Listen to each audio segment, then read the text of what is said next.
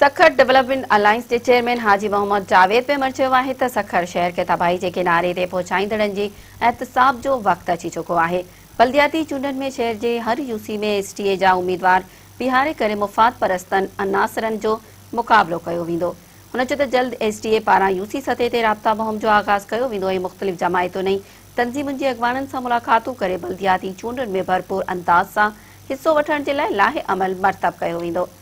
Sukkur development अलائنس के chairman हाजी محمد جاويد मेमण सां संदसि ऑफिस में एसटीए जे अॻवाननि मौलाना मुफ्ती मोहम्मद चमन जमान कादरी, उबैदुल्ला भुट्टो, गुलाम मुस्तफ़ा फुलपोटो, वहीद खोसो, मोहम्मद रिज़वान कादरी, आगा ताहिर मुग़ल, शाह मोहम्मद इंडर, हाफिज़ मोहम्मद शरीफ डाडा, शकील कुरैशी, आगा मोहम्मद अकरम दुरानी, ज़हीर हुसैन भट्टी, मोहम्मद मुनीर मेमण, डॉक्टर सईद एवान, अब्दुल बारी अंसारी, हसन